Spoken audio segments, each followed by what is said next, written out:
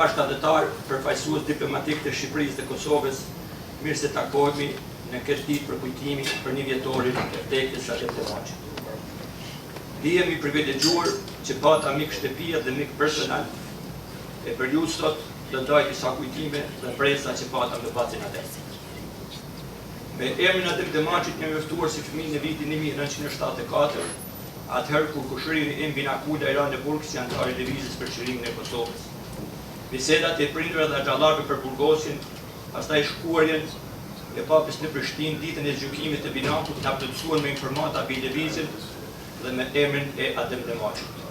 Dua të thekli se Mixha im Kadri ishte qendër referencë dhe pikë shkarkimit të literaturës ilegale që viti nga Shqipëria dhe nxënësit të Kosovës të kahinën e plagëtisë, gjithmonë në shërbim të lëvizjes dhe çlimit të Kosovës. Shkollimin e Kosovës na rriti dhe formoi me idealet për të drejtat e shqiptarëve në Jugosllavi, ndërsa idol dhe profeti i ndërtimit të një ushtrie të tillë ishte Adem Demacit. Për herë të parë, personalisht bacin Adem e kam takuar në maj të vitit 1991, me rastin e martesës së vajzës së tij abetares me mikun tim Besnimin. Pra, unë isha krushk dhe kishim shkuar të marrim nuse. Kurreshtet që të njoh bacin Adem ishte shumë e madhe. Nga pritja që kishe, me del përpara një burr trup shkurtër që rrezatonte vetëm pozitivitet. E shiqoja me admirim dhe mu duk që çdo kim e flokë, borë lëkure edhe teshat në trup i qeshnin. Me rretorin dhe humorin e tij bënte atmosferë të këndshme dhe të gjithë i bënte komfort. Do të ndaj me ju 3 raste nga bisedat të cilat kom lanë për shtypjen si vlerësime në kontestin e kohës kur ka ndodhur ngjarje dhe si i zbarcente baca Adem.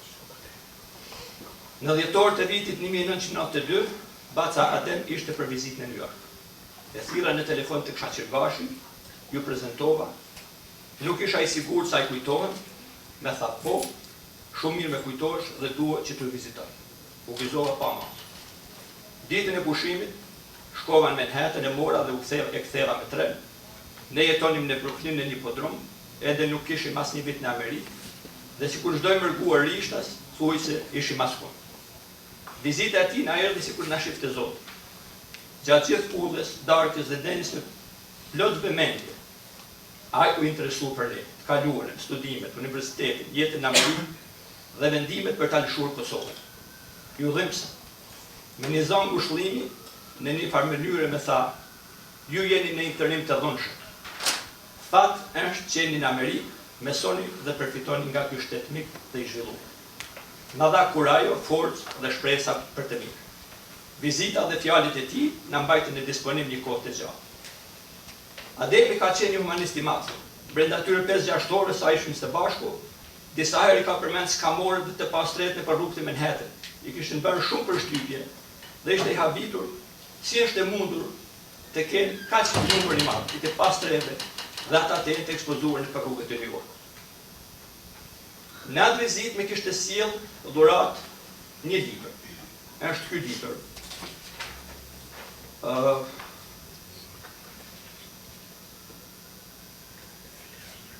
Libri është intervista Adem Demacit dhe diku sa ku kishte dalë nga burgu në qershor të vitit 19 në Ljubljana.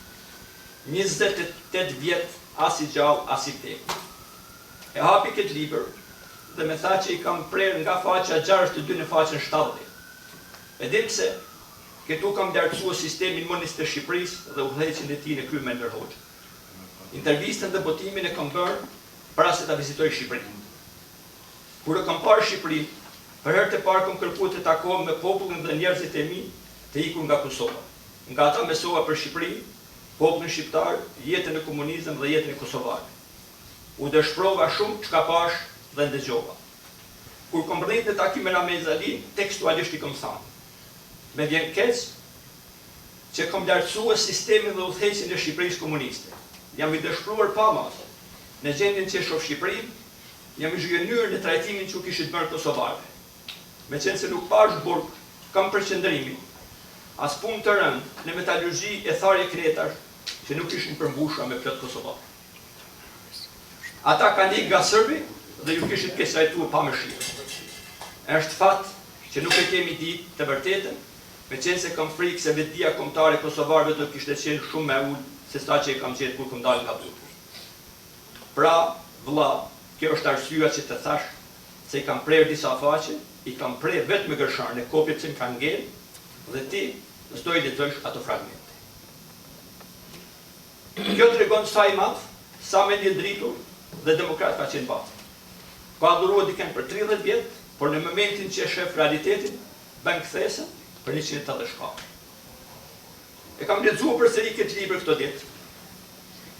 Realiteti, thjeshtësia dhe modestia e tij në këtë intervistë, të dhënë me njëherë pas burgut, do një vlerësim të thellë dhe shumë dimensional. Rasti tjetër ka qenë diku pas luftës në vitin 2001, në bisedë sipër e pyes Bacën Adem. E majta dhe e djathta shqiptare, që në Shqipëri si në Kosovë, analist dhe kolumnist, nga njëherë ju personalisht dhe devizin u quajnë komunist. Pa prit, hiç me shpërfaqësi. Dëgjoj vëlla. E ka pas shprehi që kur flis të shtruar të quaj vëlla. Me kapitullimin e Gjermanisë dhe fitoren mbi fashizmin, shqiptarët u tradhtuan dhe ngelën të ndarë. Kosova beti në Serbi dhe Jugosllavi. Shqipëria dhe Kosova, Shqipëria, Kosova dhe Jugosllavia, të gjitha ishin të udhëhequra nga sistemet komuniste. Dhe të gjitha ishin në bllokun socialist. E vetmja mënyrë për të kërkuar të drejtat tona në Jugosllavi ka qenë përmes thirrjes në filozofinë marksiste leniniste. Përndryshe unë dhe asnjë antar i lëvizjes nuk e di që kemi qenë antar të një partie komuniste. Është edhe rasti i tretë dhe i fundit që kam ndërë me Bacën Adem në vitin 2014, pastaj në 2015 u smur. Ishim në një drejkë në restoranin Simfonia në Prishtinë. Sa herë që kam takuar i munduar të takoj veten pa miqtë e mi dhe miqtë e përbashkët. Doja që kohën të cilën ai ma fal, ta kaloj vetëm vetë. Baca të jetë vetë imi dhe të absorboj sa më shumë nga ai. Atë kohë ende ishte prezente dhe e frest zbulimi i shqiptarëve të shkuar në Sri dhe luftrat e pakuptimta. Në mesin e shumë bisedave e pyet. Isha i lirë me të thënë drejtë. Bac, si e shef këtë çështje kosovare që kanë shkuar të luftojnë në Sri? Vlla, mos pyet. Keq. Ishte shumë i merakosur dhe i zhgënjur në politikanët kosovarë. Tekstualisht në tha, kam frikë se se po ikim ka hindja dhe radikalizmi. Të merrohej kur i përmente uniformat e islamistëve ekstrem, të moshkët dhe pulesat e febrave. I quante këta me fërtalka. Ne në Kosovë sa pas luftës kishim rastin që gjermanët të na japin dorë, me edukat, biznese, derjet të ndërmarrjeve tona, hapje të përfaqësive etj. Por kam informata dhe besoj se këta tonë i larguan duke u kërkuar mito e partneritet. U të merruan gjermanët dhe ishte pa pranueshme për ta. Ne duam të ndihmojmë me ndërtuar shtet, e ata duan për vete. Ikën gjermanë. Ata kanë kulturë, punë, janë racariane, kanë simpati për shqiptarë, hyrjen e gjenetik të thellë duke më shpjeguar mua lidhjen gjermano-shqiptare. Po na merr Turqia.